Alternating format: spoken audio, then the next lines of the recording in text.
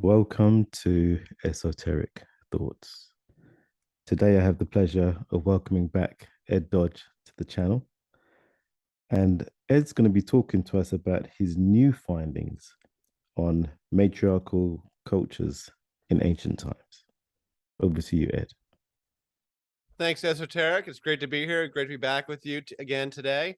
So I've been, if anyone's familiar with my work, I wrote History of the Goddess from the Ice Age to the Bible, which was my exploration into the character Asherah in the Old Testament and trying to understand, when scholars say that she was the wife of God, what that really meant. So I've spent the last couple of years now digging into this story, and I've still been learning more since the book came out. And in particular, so I've been trying to understand how this really worked at a cultural level. What was going on? There was all this sexual promiscuity and ritual prostitution and other things going on. And I've been trying to make sense of it. A lot of modern day scholars will downplay the sex and say that they weren't really doing it and weren't really having, it's not really clear that they're having prostitution. I personally think that they totally were and that it was a sexually promiscuous culture, but it didn't entirely make sense how that actually worked at a practical level. So then I've just this past week or so, I came across some new research, some old research and some new research talking about matriarchal cultures in this era among the early Israelites, among the Abraham era, Bronze Age Israelites, and the Semitic peoples in general. And what he was talking about, and I found some modern research to back it up, is that there's all these matriarchal traditions. And by matriarchal, what we mean is not that the women dominated the men or anything like that. What it means is that you counted the family bloodlines, mother, daughter, and not father, son, father, son.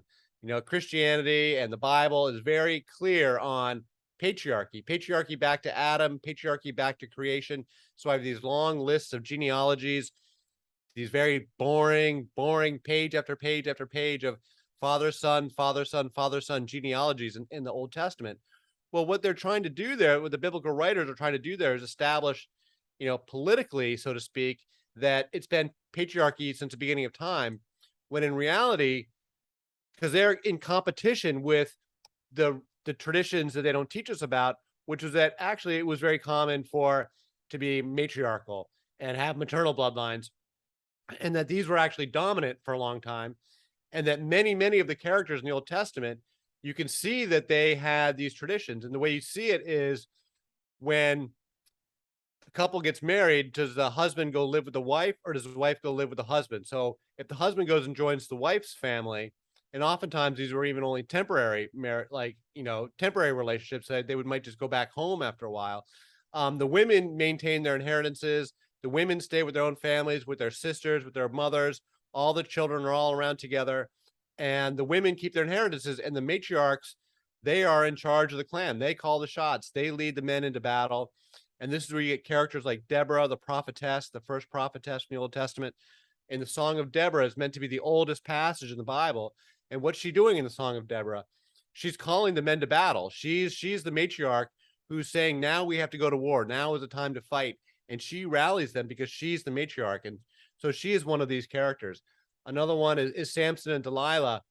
When Samson goes and marries Delilah, Delilah stays in her home, and Samson goes and stays with her, and only for a short time. Then he returns back to his house. And so in matters of divorce, if a couple split up, the wife can send the husband packing, and she is fine. She still remains in her home where she always grew up, around with her family, and with the children stay with her. But if you have a culture where the wife goes and lives with the husband, and you see this in the story of Judah and Tamar, and I'm arguing that these matriarchal cultures were coexisting for a very long period of time, and there was a certain amount level of competition, and that this is at the heart of the competition between the Israelites and the Canaanites, because the Israelites, as we all know, they're a nomadic shepherding people, and they are patriarchal. I think they've been patriarchal for a very long time, but the people living in the cities, the farmers, they're the mother goddess worshipers, and they've got these matriarchal marital traditions. And so you see it in the relationship between Abraham and Sarah and Hagar. There's some subtlety to it I'm still digesting about how those marital relationships work, because I haven't read the paper that closely. That was the new paper. At any rate, it goes on and on. And the idea is just that this idea that when you got a matriarchal tradition, that gives the women a lot of independence and authority, wealth. The women are maintaining the money. The husbands, they go off to war, they go off on a trading mission. The women are staying behind and they're running the businesses. They are maintaining all the finances. They are in control of the whole household. They're buying and selling land. They're buying and selling slaves. They're conducting business. When they do weaving, that's not drudgery. That's industry. They're making products that they sell. They're making tapestries. They're making clothing. I mean, that's business. And they're teaching their daughters to do business. So the women had a ton of independence. And with regards to sex, you see it in the ritual prostitution. This is how you can have a promiscuous culture, because if you're counting your bloodlines to the mothers, then it doesn't really matter who the women are having sex with necessarily. They can choose to be monogamous, but they don't have to be monogamous. The husband can be one guy and the sperm donor can be somebody else, because you're not tracking for paternity. And when you track for paternity the way we do now and the way they've done all through the biblical times, you've got to constrain the women's sex lives. Otherwise, you don't know who the baby daddy is.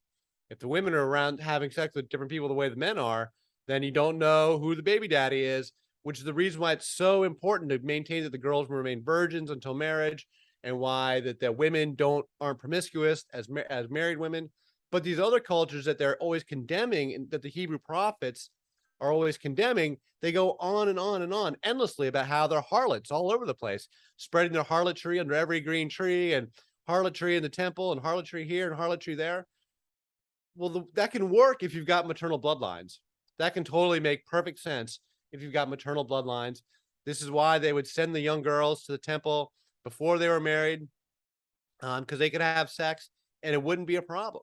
And then if they got pregnant, if they did get pregnant, this is where you get the virgin birth stories, because the women are said to be impregnated by the gods because they got impregnated in a sex ritual in the temple. And so they come home and there is no baby daddy. It was just fathered by the gods, fathered by Zeus, fathered by whoever. And this is where you get these virgin birth stories, and why these temple priestesses, the prostitutes, as Dr. Price likes to call them, why they're called virgins, and why the goddesses are called virgins. And because if you get impregnated in a sex ritual in the temple, you're being impregnated by the gods. And this is why it's such an old trope that goes back over and over again and gets repeated in culture after culture after culture, these virgin birth stories, because there's a cultural backdrop behind the literary trope. So anyway, I'll stop there. But yeah, we can go into specific examples of it, or if you got any questions. I'd like for you to give some examples. All right. So, the best example I have where it's most explicit is actually in the Greek mythology. This is where you can see it most clearly, because the Greeks were pretty explicit about crushing this. So I don't know if your audience is familiar with the Trojan War and the Iliad in the works of Homer, and then the related stories, because the Trojan War. One thing with the ancient Greeks in the Old Testament, is these stories are totally contemporary. The events and the cult and the people are totally contemporary, and all the writings were being written at the same time. So the backdrop of the Old Testament and the backdrop of the Trojan War is the Bronze Age collapse. Both the Exodus and the Israelites come into Canaan in the context of the Bronze Age collapse in the 12th century, 13th, 12th century, when Egypt's power cracks up and their hold on Canaan breaks down. That's when the Israelites come in. That's when the Philistines come in. That's when the kingdom of Edom, the Edomites, the Moabites. None of these kingdoms existed prior to around 1200 BC, because that's the Bronze Age collapse, and that's when Egypt cracks up. So all these stories are written about those events and then become mythologized after that. It's the same thing with the Trojan War. The actual attack on Troy is in this exact same time period. And the stories are being written in the same time, and both the Greeks and the Hebrews are both extremely patriarchal. So they're both having a parallel journey of knocking down the mother goddess and knocking down these matriarchal traditions. So in the Greeks, when you've got a matriarchy, the royal lines are going to be passed mother-daughter, mother-daughter. So it's the daughters that are the key to the throne. The man becomes king by marrying the royal daughter. And so you see this in Helen of Troy and her sister Clytemnestra, who are, pivotal figures in Greek mythology. Helen of Troy is the most beautiful woman in the world. She's married to Menelaus, who is the king of Sparta. Likewise, her sister is married to Menelaus's brother, who's Agamemnon, who's the king of Mycenae, who is the real leader of all he leads the entire armada into Troy. So it's like they bring all the kings together and to attack Troy with their largest armada ever. And Agamemnon's in charge of all of them. And Menelaus is his brother. And they are going back. So what happened with the backstory was that Helen of Troy, she gets either kidnapped or runs off romantically with Paris, the prince of Troy. And the story is told to us that it's Menelaus is very insulted, and he's ashamed and insulted, and his feelings are hurt. And so they go launch this invasion to assuage his hurt feelings. And we're told that it's this whole treatise on like pride and ego and all this stuff. But in reality, the backstory on Helen is that she's one of these virgin born children. Her mother was said to have been impregnated by Zeus, not by her father, not by the king. Her father was the gods. Helen is the daughter of the queen. And when she becomes of age to get married, there's dozens of suitors that want to marry her because they will become king. And she ultimately chooses to marry Menelaus. And this is how Menelaus becomes king. And then when she leaves, he loses his legitimacy as king. His hold on the throne is now threatened. And that's why they're invading. That's why they're invading Troy, is to bring her back to hold grip on the throne. And this is very clear. This is like hiding in plain sight, because this is the official backstory on Helen of Troy. This is not like some obscure thing. This is how the Greeks understood Helen of Troy, was that, she was a virgin born daughter of the queen, and Menelaus became king by marrying her. Likewise, with their siblings, the backstory on that is, so Agamemnon, before the war starts, he rallies everybody together to bring together the whole armada. But in doing so, he has angered the gods with something he did. And so the goddess Artemis won't allow the whole armada is arranged. Everything, all the troops are there. The ships are all stocked, but she kills the wind so they can't set sail because the goddess has been insulted. And so Agamemnon has to do a sacrifice to appease the gods, and it's determined that he must sacrifice his daughter, his lovely daughter Iphigenia. And they got these complicated names, right? Clytemnestra and Iphigenia, and I'm probably not even pronouncing them correctly, but anyway, we'll call her Iphigenia. If I'm wrong, please, bear with me. So now Agamemnon does not really want to do this. He's very upset. Iphigenia is beautiful. She's chaste. She's everything they want her to be.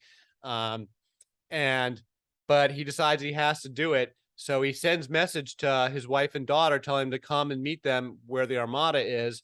But he gives her a ruse. He tricks her. He tells her that she's going to marry Achilles, the great hero, warrior Achilles. And so, of course, the daughter is very excited. She's, 18 years old or whatever. And now she gets to marry the greatest hero in the land. So she's pretty thrilled, and her mother's pretty thrilled. And then they go show up at where the armada is, dressed in their finest, expecting a big party. And they come and find that everybody's like looking away and everyone's sad. And they realize that they've been tricked and that it's actually going to be a sacrifice. And so the mother, Clytemnestra, she's, completely outraged. And Achilles, who had not been told of any of this stuff, he comes to find out, and he's outraged. He offers to marry the girl, because she's a lovely girl anyway. So he offers to marry her for real. And he threatens to kill Agamemnon, because the whole backstory between that Achilles and Agamemnon don't get along. And this is why, because of this whole story, Achilles wants to kill Agamemnon and almost does. But ultimately, the daughter, Iphigenia, decides that if the gods command that I be sacrificed, she says, I'll do it. And so she goes to it willingly and offers herself up, and Agamemnon kills her. And so that pleases the gods, and the winds pick up and they set sail for Troy, and they go off to the Trojan War, and they come, and they're gone for 10 years. Now, back to the mother, Clytemnestra, she is just completely outraged. She is beside herself with grief, with betrayal. She is completely angered with her husband, because this was her daughter. This was her heir. This was, she was, the daughter was going to become the new matriarch. She was going to be the queen. So Clytemnestra is just basically, she decides she's going to have revenge on Agamemnon. So the whole time that they're gone, which is 10 years, Clytemnestra has been the acting queen of Mycenae. She's the queen of all the Greeks.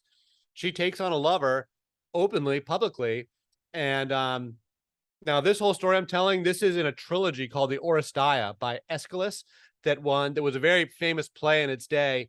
It won the grand prize of the Dionysian festival in 458 BC in Athens. I think it's in Athens. Anyway, wherever it was.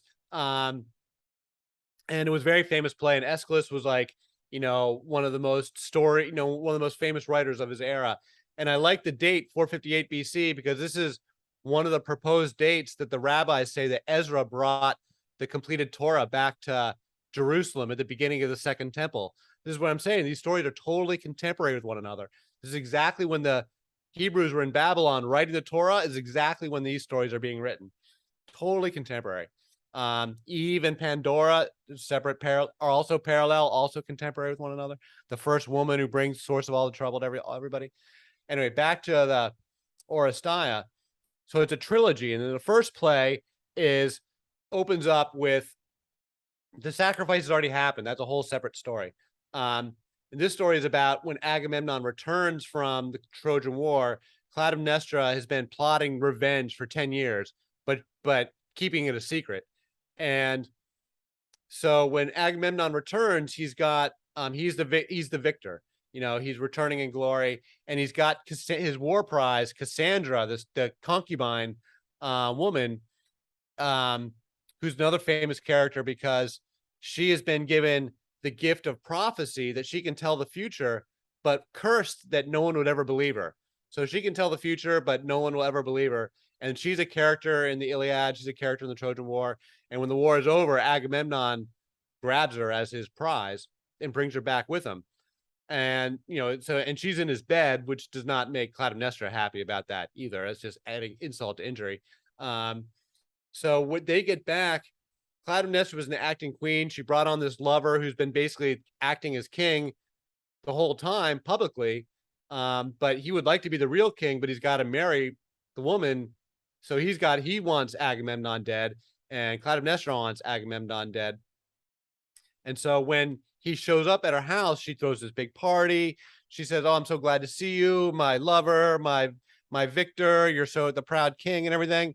And she's setting this whole trap for him. And they get there, and he thinks she's being honest.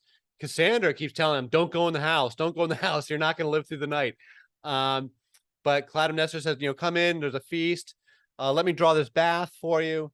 And so she gets him into the bathtub, and she slices his throat and kills him, and kills the king, and then goes and gives a speech publicly declaring what she's done, saying she killed Agamemnon, and that it was her right and her duty as the matriarch to do this, that it was revenge for killing their daughter, and that it was her obligation as the mother to avenge the murder of their daughter, and that it was completely within her right to kill the king. So that's the end of the first story of the first of the trilogies. She is now the queen. She's taking on this new guy who's going to be the king, and that's the way the matriarchal rules work. So play 2 opens up. It's called the Orestes because it's all about Orestes, who's their son. He's the firstborn son of Agamemnon and Clytemnestra.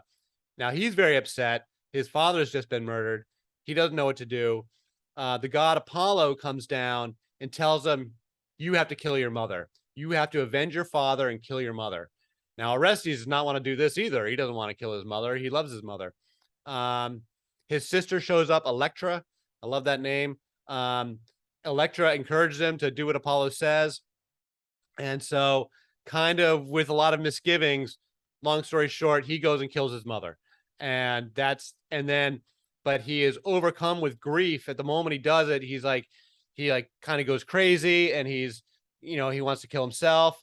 And so while he's still covered in blood, he goes back. Oh no. And then the Furies are the old goddesses, that trio of old goddesses that are like the goddesses of justice and clan justice. And so the Furies chase him for the crime of matricide.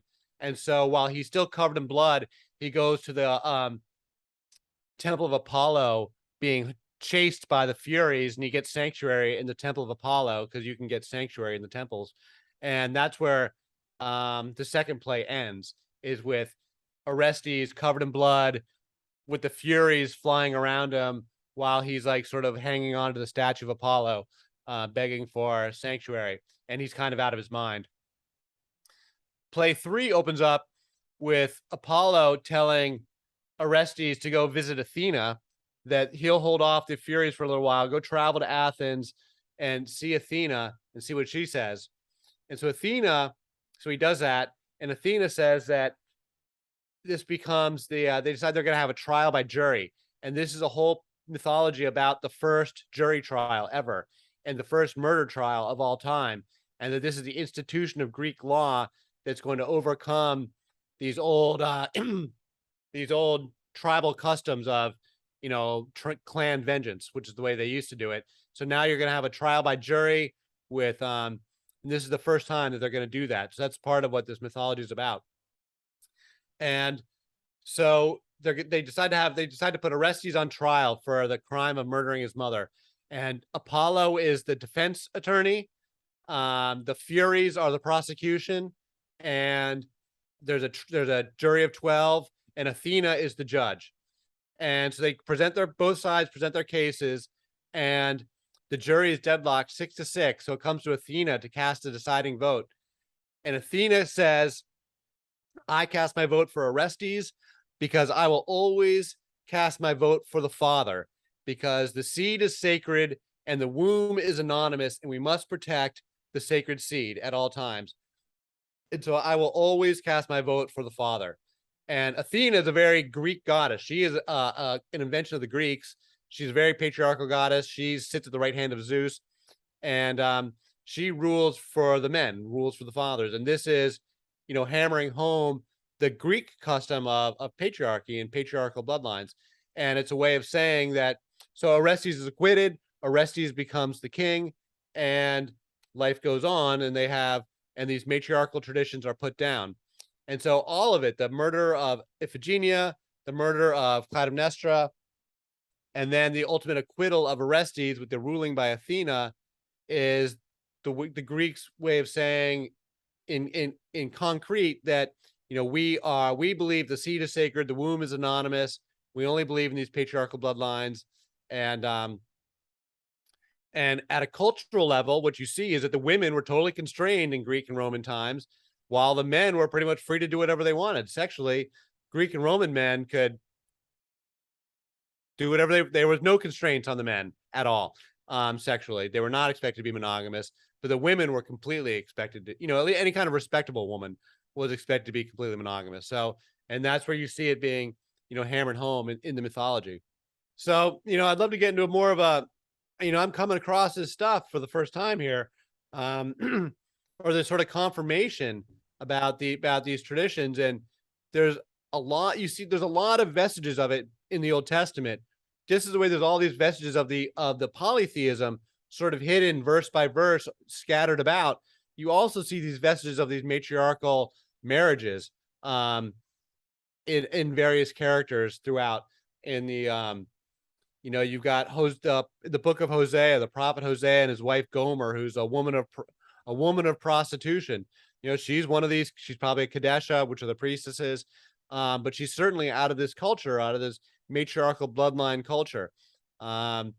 Samson and Delilah, Abraham and Sarah. You see these different marital relationships. Deborah, as I mentioned, where they are putting them down. In the story of Miriam, the sister of Moses, Miriam is also a prophetess. She's prophetess number 2 after Deborah, or maybe number 1 after Deborah, depending on where you want to place the stories. She's the leader of the women. And for some reason, if you're familiar with this part of the story, she gets into an argument with Moses, something about Moses' wife. And it's never clear, it's never explained what the nature of the dispute is. But there's some kind of argument about something going on with Moses' wife, and Aaron, both Aaron, the brother, and Miriam, the sister, are both upset about it.